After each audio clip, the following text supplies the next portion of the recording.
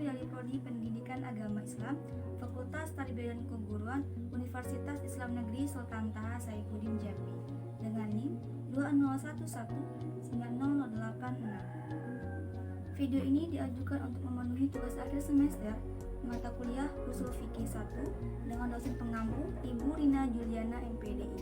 Jadi, jangan lupa like, komen, dan subscribe ya. Saya akan menjelaskan tentang kias sebagai sumber dari hukum.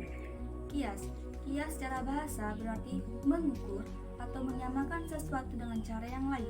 Jadi, kias adalah memutuskan suatu hukum dengan membandingkan permasalahan lain yang serupa di mana ada kesamaan di antara keduanya.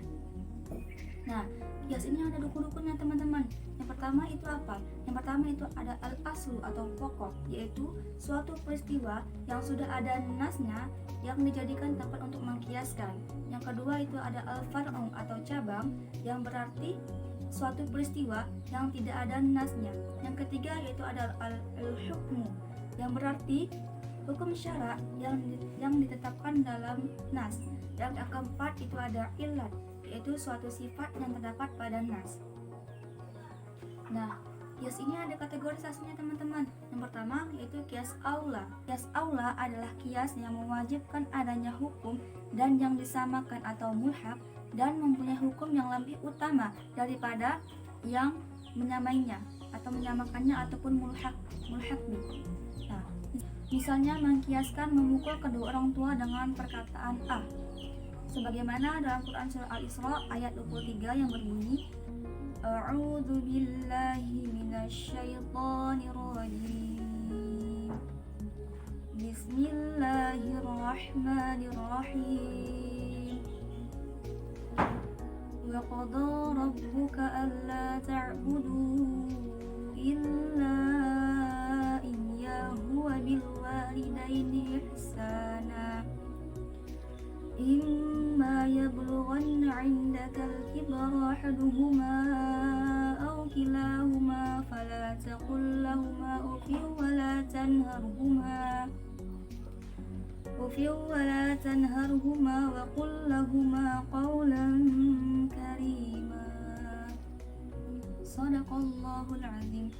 Yang artinya, dan Tuhanmu telah memerintahkanmu agar jangan menyembah selain Dia, dan berbuat baiklah kepada ibu bapa. Jika salah seorang di antara keduanya atau kedua-duanya dalam berusia lanjut dalam pemeliharaanmu, maka jangan sekali-sekali engkau mengatakan perkataan kepadanya, dan jangan pula engkau membentak kepadanya, dan ucapkanlah perkataan yang baik. Quran surah Al-Isra ayat 23. Jadi, kita mengatakan perkataan saja itu tidak boleh teman-teman, apalagi kita membentak, memaki, mencaci. Terus kita juga tidak boleh memarahi kedua orang tua kita. Yang kedua yaitu kias musawi. Kias musawi adalah kias yang ilatnya mewajibkan adanya hukum dan ilat hukum yang terdapat pada mulhaqnya sama dengan ilat hukum yang terdapat pada mulhaqnya. Selanjutnya yaitu kias dalalah. Kias dalalah ialah kias dalam ilat yang ada pada mulhaq menunjukkan hukum tetapi tidak mewajibkan hukum padanya. Menurut para ulama, kias ini merupakan hujjah syar'iyyah terhadap hukum akal. Nah, para ulama ini berpendapat bahwa kias ini merupakan sumber hukum yang keempat setelah Al-Quran, Sunnah, dan ijma' para sahabat. Dahulu, ada beberapa mazhab yang tidak mempercayai kias ini karena mereka beranggapan bahwa segala sumber hukum Islam itu hanya terdapat pada Al-Quran dan hadis saja. Tetapi, sebagian besar ulama menyetujui adanya kias ini. Ketika kita mencari sumber hukum tetapi tidak menemukan di Al-Quran, di Sunnah ataupun hadis, di ijma', nah kita mencarinya di mana? Di kias. Ingat, kias tadi adalah menyamakan dengan sesuatu permasalahan yang lain di mana ada kesamaan di antara keduanya. Contoh kias yang lain yaitu istinja pakai tisu, kias atas batu.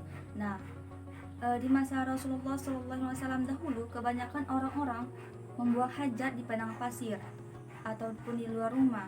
Nah, kiasnya kita sekarang ini apa? Mungkin kita lagi berada kekeringan ataupun tidak menemukan sumber air. Kita menggunakan apa? Kita menggunakan tisu. Ingat, jika tidak ada air. Hadisnya berbunyi, Dari Aisyah radhiyallahu anha bahwa Rasulullah shallallahu alaihi wasallam bersabda, "Bila kamu pergi ke tempat buang air, maka bawalah 3 batu untuk membersihkan, dan cukuplah batu itu untuk membersihkan." Hadis riwayat Ahmad, Nasa'i, Abu Daud, dan Ad-Darqutni. Tapi ingat teman-teman, jika kita tidak menemukan air, maka kita bisa menggunakan tisu. Tetapi ketika kita masih ada air, walaupun sedikit, tetap menggunakan air. Baiklah, itu saja yang dapat saya sampaikan. Kurang lebihnya saya mohon maaf. Semoga bermanfaat. Saya akhiri. Wallahul muwaffiq ala aqwamit thoriq. Wassalamualaikum warahmatullahi wabarakatuh. Jangan lupa like, komen, dan subscribe.